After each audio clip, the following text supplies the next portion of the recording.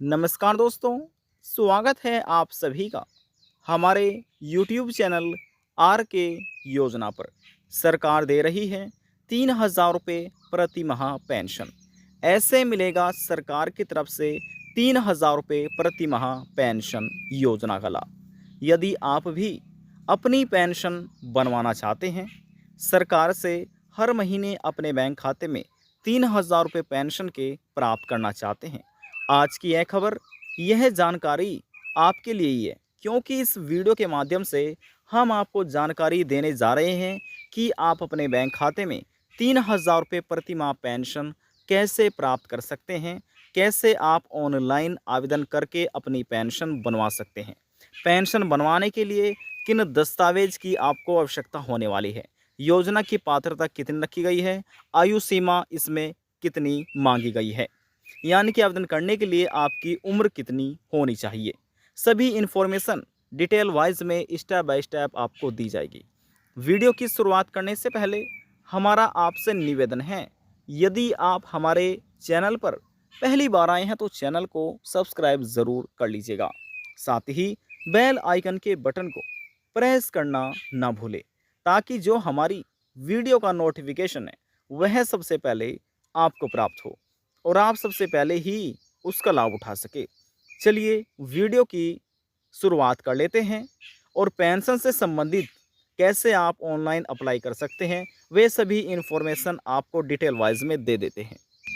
प्रधानमंत्री श्रम योगी मानधन योजना, यह योजना प्रधानमंत्री नरेंद्र मोदी की केंद्र सरकार की देखरेख में चलाई जा रही है। प्रधानमंत्री श्रम योगी मानधन योजना असंगठित क्षेत्र के श्रमिकों के लिए चलाई गई एक महत्वाकांक्षी योजना है। यदि कोई व्यक्ति इस योजना का लाभ लेना चाहता है तो आवेदन करने के लिए जो इसमें उम्र रखी गई है, आयु सीमा रखी गई है, वह 18 वर्ष से लगाकर 40 वर्ष के बीच में होना अनिवार्य है। इतनी उम्र आपकी होनी चाहिए। इसके बाद वह असंगठित क्षेत्र के वर्कर्स को 60 साल की उम्र के बाद 3,000 रुपये प्रति माह पेंशन मिलती है। आपकी जानकारी के लिए बता दें कि इस योजना के तहत लाभार्थी को हर महीने कंट्रीब्यूशन करना होता है और उतना ही सरकार भी कंट्रीब्यूशन करती है। अगर लाभार्थी इसमें देखिए, फॉर एग्जांपल, यानी कि एग्जांपल के तौर पर हम आपको समझाना चाहते हैं, अगर कोई लाभार्थी 100 रुपये देते हैं तो सरकार भी 100 रुपये की सरकार की तरफ से भी 100 रुपये इसमें दिए जाते हैं। इसमें 60 साल की आयु तक निवेश करना होता है, यानी कि जो यह पेंशन स्कीम है, यह सबसे पहले इसमें आपको निवेश करना होता है। जितना निवेश आप करेंगे उतना ही निवेश यहाँ पर सरकार की तरफ से किया जाएगा। 60 साल की उम्र के बाद लाभार्थी को हर महीने 3,000 रुपये की पेंशन इस योजना के अंतर्गत दी जाएगी। श्रमयोगी मानधन योजना का लाभ लेने के लिए सबसे पहले ऑनलाइन आवेदन करना होता है। ऑनलाइन आप आवेदन कैसे कर सकते हैं, तो चलिए सबसे पहले वे हम आपको बता देते हैं, जो कि आप नज़दीकी CSC यानी कि कॉमन सर्विस सेंटर पर जाकर करवा सकते हैं। आवेदन करते समय इसमें आधार कार्ड और बचत खाता यानी कि सेविंग अकाउंट, जनधन खाता जो भी आपके पास है वह आपको इसमें संकलन यानी कि देना होगा, तभी आपके बैंक खाते में ये आपको पेंशन प्राप्त होगी। खाता खुलवाते समय ही नॉमिनी को आपको दर्ज करवाना है, यानी जब अपना खाता खुलवाएंगे तभी आपको नॉमिनी इसमें ऐड करा लेना होता है। लाभार्थी की डिटेल कंप्यूटर में दर्ज होने के बाद प्रति महीना कंट्रीब्यूशन की जानकारी खुद प्राप्त हो जाएगी। इसके बाद लाभार्थी को अपनी शुरुआती योगदान कैसे यानी कि किस रूप में देना होगा, इसके बाद आपका खाता खुल जाएगा और श्रम योगी का कार्ड जो होता है वह आपको दे दिया जाएगा। यह योजना असंगठित क्षेत्र में काम करने वाले मजदूरों के लिए शुरू की गई है। इसमें घर में काम करने वाले, जैसे कि देखिए, जो घर में काम करते हैं वह भी योजना का लाभ ले सकते हैं, जो मज़दूर हैं वह भी इस योजना का लाभ ले सकते हैं, और इसमें ड्राइवर, प्लम्बर, कूड़ा बीनने वाले, इसी के साथ साथ दर्जी, मिड डे मील वर्कर, बीड़ी बनाने वाले, रिक्शा चालक, रेहड़ी लगाने वाले, दुकानदार, चमड़ा कामगार, निर्माण कार्य करने वाले मजदूर और हथकरघा, इसी के साथ कृषि कामगार, मोची, धोबी को भी इसमें शामिल किया गया है योजना का लाभ लेने के लिए। इसी के साथ साथ खेल का सामान बेचने वाले व्यक्ति भी आवेदन कर सकते हैं। स्टील के बर्तन और बर्तन निर्माण, रेशम के कीड़ों का पालन करने वाले, सर्विस स्टेशन पर काम करने वाले भी इस योजना का लाभ ले सकते हैं। इसी के साथ साथ प्रिंटिंग प्रेस में काम करने वाले, खदान का काम करने वाले, minor forest produce gathering, minor mineral व माइन वर्क कर भी इस योजना का लाभ उठा सकते हैं। अखबार बेचने वाले और एनजीओ सर्विस वालों को भी इस योजना का लाभ दिया जाएगा। यदि वह आवेदन करना चाहते हैं तो आवेदन करके लाभ ले सकते हैं।